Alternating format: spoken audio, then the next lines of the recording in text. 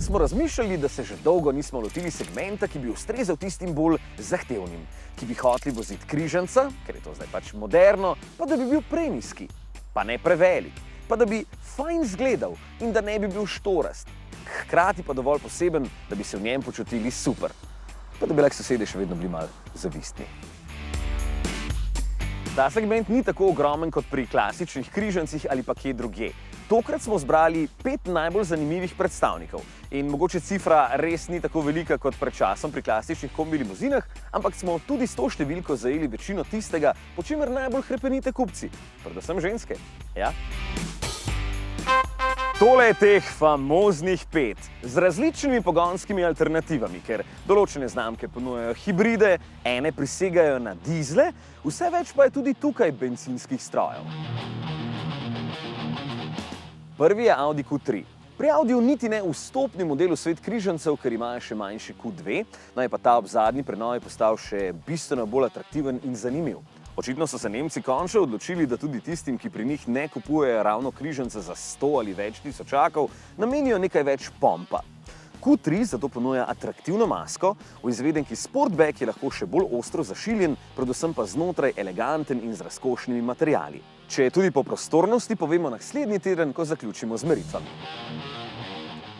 BMW X1 cestam kraljuje že od leta 2015 in je tokrat med starejšimi predstavniki. To običajno v avtomobilizmu pomeni, da z najbolj modernimi tekmeci težko držijo korak, a BMW ves čas skrbi, da so njihovi avti sodobni in moderni, znotraj pa prijetni in kakovostni.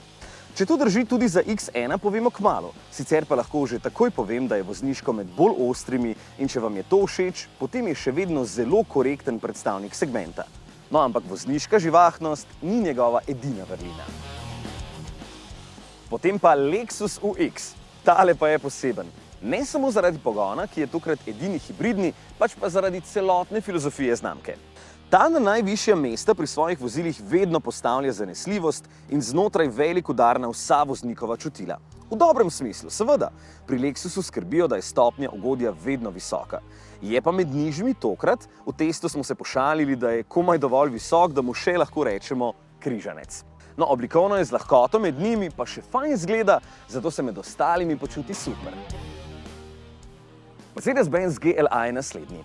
Dvignjeni A je pravi nastopač, ampak opremo in barvo je pa treba zbrati ta pravo. Dobro izgleda, znotraj je zanimiv, bencinski motorji pa so dobra alternativa dizelskim. Malo hecno edino izgleda tisti zaslon v sredini, če vprašate mene, ker štrli ven iz ostalega dela armaturne plošče, sicer je pa vozniško prijeten in tudi precej živahen. Da so materiali znotraj zelo dobri, verjetno ni treba posebej poudarjati, ker so tokrat itak pri vseh dobri. Zadnji na mojem abecednem seznamu je Volvo XC40. Avto leta 2018 še vedno navduši s svojo posebno obliko, ki se mi zdi kot nekakšna mešanica Ikee in njihove filozofije ter s katano izrezanega jekla. Tale ima pod pokrovom turbobencinski motor, izgleda super, znotraj pa je minimalistično sodoben. Hočem reči, sodoben z velikim ekranom in minimalističen z malo gumbi. Vozniško tule ni med najbolj dinamičnimi, ampak v tem segmentu morda to niti ni tako pomembno, oziroma to ni minus. Tule si bolj predstavljam kakšno umirjeno odvetnico, ki med vožnjo od ene do druge obravnave ustreza takšna sprostitev. In to je to za tokrat. Zdaj sledijo meritve, jaz sem za mero, tako da moram iti.